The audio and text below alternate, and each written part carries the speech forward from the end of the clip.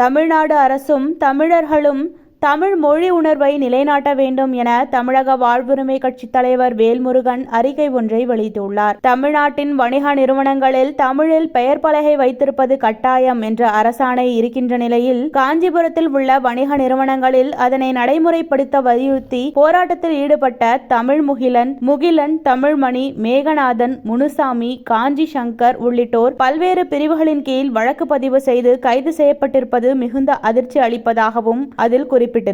கைது செய்யப்பட்டவர்களை உடனடியாக விடுதலை செய்ய வேண்டும் என்று தமிழக வாழ்வுரிமை கட்சியின் சார்பில் கேட்டுக்கொள்வதாகவும், அண்டை மாநிலமான கர்நாடகாவில் கன்னட மொழியில் பெயர் பலகை வைத்திருப்பது கட்டாயம் என்கின்ற நடைமுறை கடுமையாக நடைமுறைப்படுத்துவது போல தமிழ்நாடு அரசும் இந்நேரத்தில் மேற்கண்ட அரசாணையை உறுதியாக நடைமுறைப்படுத்த உரிய நடவடிக்கைகளை மேற்கொள்ள வேண்டும் என்றும் கேட்டுக்கொள்வதாக அதில் தெரிவித்திருந்தார். இந்த நாடு தமிழ்நாடு என்று அழைக்கப்படுகிறது. ஒவ்வொரு அரசு அலுவலகத்திலும் தமிழ் வாழ்க என்ற பெயர் பலகை உச்சியில் தலைமையில் இருக்கிறது. ஆனால் தனிப்பரிதாம் துன்பம் இது, தமிழ் தெருவில் தமிழ்தான் இல்லை என்பது போல தமிழ்நாட்டின் எந்த தெருவிலும் தமிழ் விளம்பர பலகைகள் இல்லை. இதை முறைப்படுத்துவதற்காக தமிழ்நாடு அரசு பல்வேறு ஆணைகளை வெளியிட்டிருந்த போதிலும் இதுவரை அதற்கான மாற்றம் ஏற்படுத்துவதற்கான எந்த முயற்சியும் எடுக்கவில்லை. அரசாணைகளை போடுவதோடு தன் கடமை முடிந்து விடுகிறது என்று இந்த அரசு கருதுகிறது. எப்படி ஒவ்வொரு சிக்கலிலும் ஒன்றிய அரசுக்கு இவர்கள் கடிதம் எழுதுவதோடு தங்கள் கடமை முடிந்து விடுகிறது என்று கருதுகிறார்களோ, அப்படியே தன் அதிகாரத்தில் இருக்கின்ற ஒரு செய்தியில் கூட ஒரு உறுதி இல்லாத தன்மையை இந்த அரசிடம் நாம் பார்க்கிறோம். இன்னும் குறிப்பாக சொல்ல வேண்டுமென்றால், இன்றைக்கு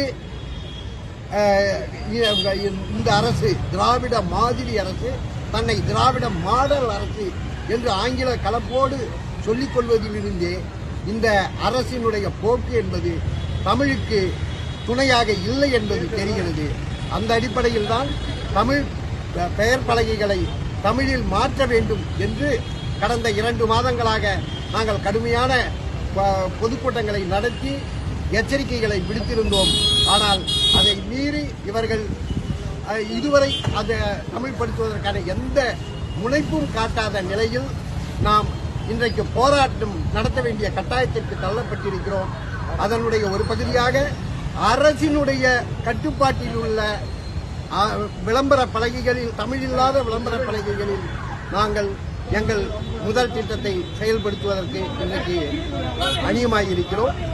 இன்றைக்கு இன்னும் சிறிது நேரத்தில் அந்த போராட்டம் நடைபெற உள்ளது. அதாவது 2 மாசமா நாங்கள் தெருமுனை கூட்டங்களை போட்டிருக்கோம், பேரணிக்கிறோம், பொதுக்கூட்டங்கள் நடத்திருக்கிறோம்.